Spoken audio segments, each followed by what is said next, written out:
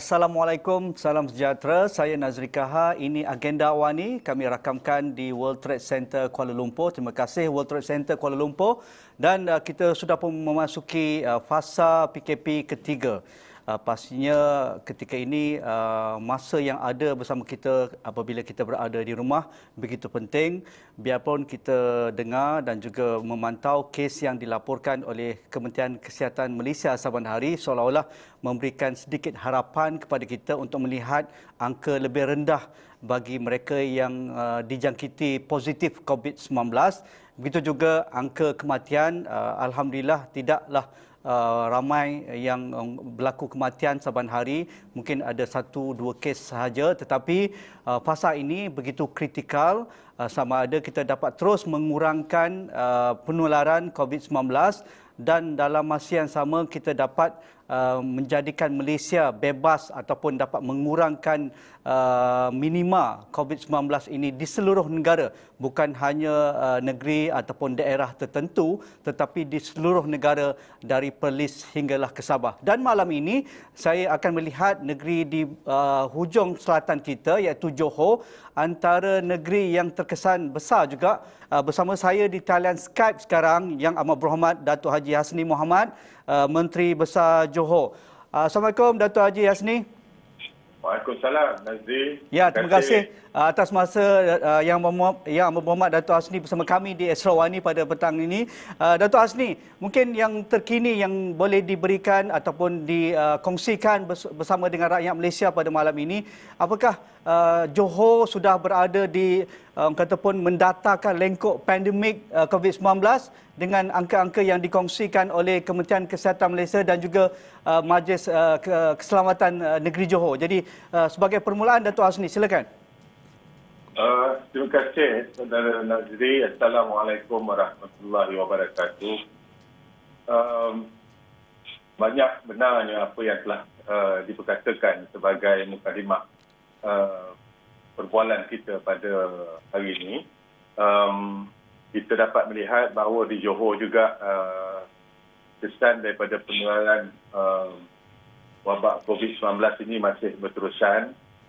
Daripada kes-kes yang terdapat di negeri Johor ini, kita dapat merasakan bahawa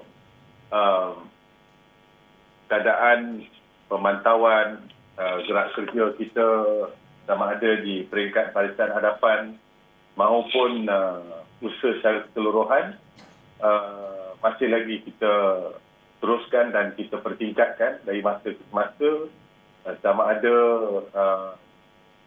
pengurusan mereka-mereka yang terkesan dengan wabak COVID ini dari segi kemudahan di hospital-hospital yang telah kita wujudkan di Johor ini, iaitu di Hospital Bukit Permai, di Hospital Keluang dan juga hospital sementara yang bersebelahan dengan Bukit Permai. Kemudian setakat ini di antara pusat-pusat kuarantin yang kita ada, sebanyak 31 stesen, 27 daripada 31 itu adalah aktif, yang meletakkan seramai 45 di bawah pemerhatian. 3,777 adalah di bawah pengawasan. Dan itu menjadikan jumlah seramai 3,822 di pusat-pusat kuarantin kita. Termasuklah di hotel-hotel yang baru kita juga jadikan sebagai pusat kuarantin. Jadi Saudara Nazri, kita di Johor berpendapat bahawa kita tidak ada masa untuk dibazirkan. Ya, betul. Every second count. Jadi kita tak boleh melengah-lengahkan usaha untuk menangani COVID-19 ni. Kematian berlaku, kita tidak boleh nafikan. Pandemik ini juga terus berleluasa. Khususnya di kalangan anggota warga kesihatan. di hospital semakin hari semakin terbeban untuk memikul tugas dan tanggungjawab yang diletakkan di atas kedua bahu mereka. Dan kalau kita tengok daripada aspek ekonomi pula, banyak yang dah mula tutup perniagaan. Kemungkinan besar kadar pengangguran juga akan meningkat. Kita sudah mula dengar mereka diberi tawaran untuk cuti tanpa gaji. Ya. Kita melihat kepada soal makin ramai yang stres berada di rumah. Walaupun PKP tahap 3 ni masih lagi berjalan sehingga 28 April, kita dapati begitu banyak kes tangkapan yang dibuat. Di Johor tidak terkecuali, Saudara Nazri. Ya, betul. Kita masih lagi berhadapan dengan keadaan begitu. Maka itu kita melihat bahawa kehadapan ini keadaan tidak akan serupa lagi dah seperti lalu. Untuk PKPD di Kampung Ibrahim Majid dan juga Kampung Datuk Ibrahim Majid dan juga Bandar Baru Ibrahim Majid, ini satu kawasan yang paling terkesan di Johor kerana melihat kes yang begitu besar dan kluster yang diberikan penjelasan oleh Kementerian Kesihatan Malaysia. Terkesan lebih 3,570 orang anggota kampung dan juga keluarga di sana. Jadi adakah kebajikan mereka terjaga kerana mereka sudah memasuki minggu ketiga, tidak boleh keluar langsung, sekurang-kurangnya pun keluar ke jalan raya depan rumah tak boleh langsung. Pastinya kehendak setiap keluarga itu berbeza-beza, apatah lagi jika ada anak kecil, ibu yang mengandung, orang tua yang ada sakit-sakit kronik dan sebagainya. Adakah mereka semuanya diberi perhatian oleh Kerajaan Negeri Johor dan juga pihak-pihak berwajib kerana situasi mereka lebih tertekan berbanding kita yang melalui PKP fasa 3 ini. Jadi mereka terpaksa sambung lagi untuk 2 minggu akan datang hingga 28 April. Adakah kesemua ahli karya dua kampung ini diberi perhatian oleh Kerajaan Negeri di sana, Datuk Hasni? Tentunya, Nazri. Setakat ini PKPD di Simpang Renggam ni pematuhan 100%. Alhamdulillah. Itu satu keadaan yang cukup membanggakan. Usaha-usaha kerajaan untuk membantu keluarga-keluarga yang terlibat terus dilaksanakan. Sama ada bekalan bantuan makanan, sama ada bantuan keperluan seharian, semuanya diurus dengan begitu baik oleh pentadbiran di peringkat daerah, iaitu di bawah pentadbiran daerah Keluang. Ya. Dan setakat ini di PKP di Simpang Renggam ini, walaupun kita ada sebanyak 198 kes positif yang direkodkan setakat ini, hari ini aja ada pertambahan sebanyak 11 kes positif yang baru. Masih ada pertambahan itu ya? Masih ada pertambahan. Sebab itu kita memastikan supaya PKPD di Simpang Renggam yang melibatkan dua buah kampung tadi itu perlu terus dilaksanakan. Yes, perlu terus dilaksanakan, dan kita di peringkat negeri biasa saja menambah baik urusan kita mengendalikan PKPD di Simpang Renggam ini dengan sama ada penambahbaikan dari segi bantuan. Kita melihat kepada ancaman seperti adanya laluan-laluan tikus untuk kampung-kampung yang bersebelahan. Juga merupakan kawasan-kawasan yang tidak boleh kita kecualikan daripada pemerhatian agar usaha memperketatkan perintah kawalan pergerakan di Ibrahim Majid dan juga Bandar Baru Ibrahim Majid ini akhirnya berjaya dapat kita kawal penularan wabak COVID-19 ini. Okey.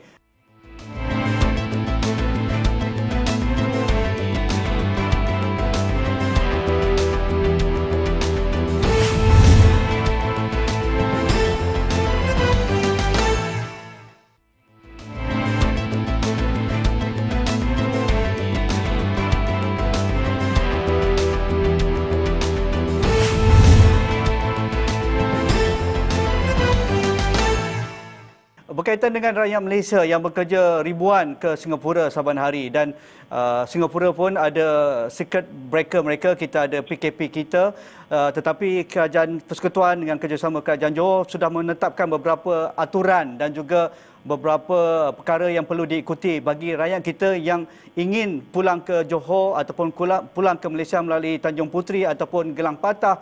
Jadi adakah Datuk berpuas hati walaupun kita tahu ini satu urusan yang agak complicated juga kerana mereka perlu disaring dahulu, mereka perlu mendapatkan persejilan daripada majikan mereka di Singapura, mereka bebas daripada COVID, dan ada juga kita dengar anak Malaysia yang sudah pun dijangkiti positif di Singapura. Jadi apa perkembangan terbaru yang boleh Datuk Asni kongsikan? Kita bercakap tentang soal 300,000 rakyat Malaysia yang bekerja di Singapura. Kita juga tahu bahawa lebih 30,000 yang masih lagi berada di sana. Dan alhamdulillah kerjasama antara Kementerian Kesihatan kita dengan pihak Kementerian Kesihatan di Singapura, hubungan kerja, persefahaman dan juga proses dan prosedur yang dipersetujukan itu nampaknya berjalan lancar. Semuanya berada dalam keadaan terkawal dan kita dapat melihat bahawa kerajaan Singapura juga banyak memberikan kerjasama. Kita harap supaya jangan rakyat Malaysia nak balik tu kalau boleh jangan ramai sekali balik, 2-3 ribu sekali balik. Susah kita. Susah kita nak memastikan kawalan dan juga pemantauan. Ya. Tapi dengan kerjasama yang diberikan oleh kerajaan Singapura, itu tidak berbangkit pada waktu ini.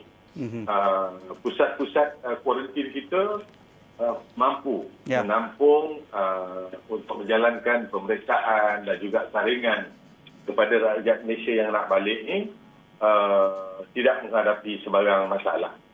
Kita bimbang apabila di Singapura secara mendadak kes positif meningkat sehingga 4,000 baru-baru ni, 728 semalam saja 700 lebih. Jadi tentu ini Nazri membimbangkan kita di Johor. Malah untuk makluman bahawa kerajaan negeri sedang menimbangkan untuk kita mengenal pasti kita membina hospital sementara dengan menyediakan lebih banyak lagi katil-katil untuk pesakit-pesakit yang terlibat. Dan saya terus secara konsisten berhubung dengan jawatan kuasa bersama yang dipengusikan oleh Menteri Kanan Datuk Seri Ismail Sabri, dan juga memaklumkan dari masa ke semasa terhadap perkembangan di pintu-pintu masuk di selatan tanah air, sama ada melalui Tambak Johor ataupun link kedua, dan juga pusat-pusat pendaratan terminal feri kita Yes, pun Johor merupakan negeri yang mempunyai pintu masuk melalui laut ini yang masih lagi beroperasi oleh kerana adanya rakyat Indonesia yang nak pulang ke negara mereka, dan ada juga rakyat Malaysia yang berada di Indonesia yang nak pulang ke tanah air. Jadi mereka-mereka ini perlulah melalui jeti-jeti yang ada di negeri Johor ini. Walaupun begitu, saya juga mengambil maklum bahawa salah satu cabaran kita dengan pesisiran pantai yang terpanjang, bahawa kita juga terdedah kepada kemungkinan adanya pendatang-pendatang yang tidak memasuki secara rasmi. Ini juga merupakan keperluan untuk pihak berkuasa untuk meningkatkan usaha mereka bagi menjaga keselamatan dan juga untuk meningkatkan kawalan-kawalan di pesisiran pantai di negeri Johor ini. Okay, Dato' Hasni, sekarang dalam era COVID, kita nak ataupun tidak mengakui inilah era untuk menyelamatkan nyawa terlebih dahulu. Itu diterangkan panjang lebar oleh Dato' Hasni sebentar tadi. Tetapi untuk kita berhadapan dengan COVID ini, kita tidak juga boleh lupakan mereka yang sedang bergelut hari ke hari untuk menyediakan makanan di atas meja bagi anak dan juga keluarga mereka.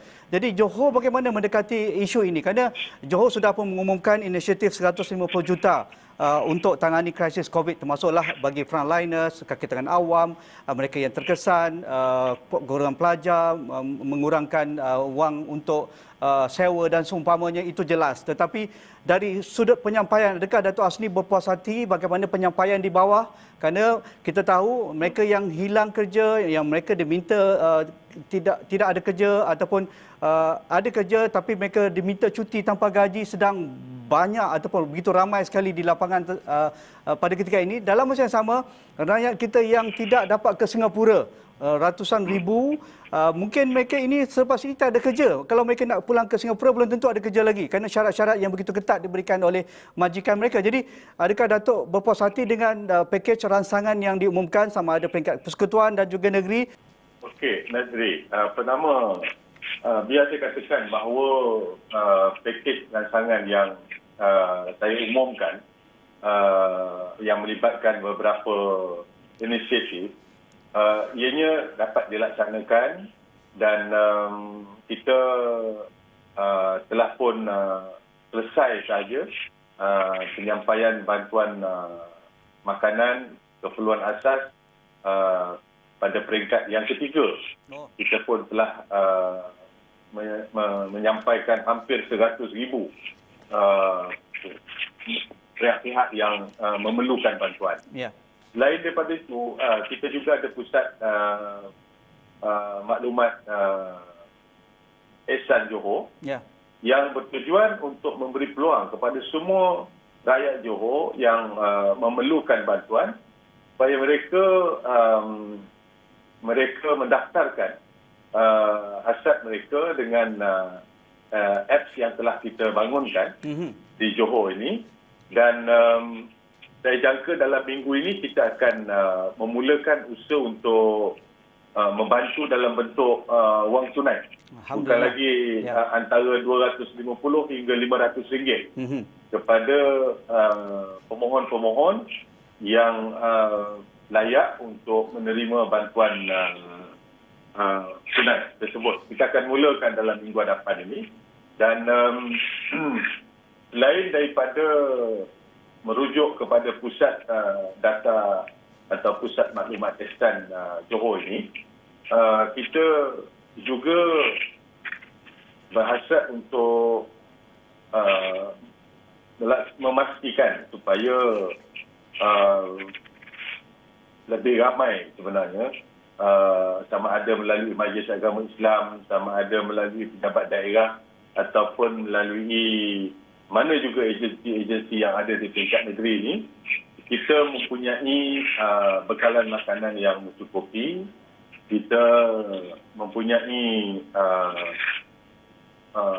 kaedah penyampaian yang berkesan oleh kerana pentadbiran daerah dan juga anggota kerja Jabatan Kebajikan atau Majlis Agama Islam Johor semuanya berperanan untuk memastikan bantuan itu sampai tepat kepada pihak yang sepatutnya dan juga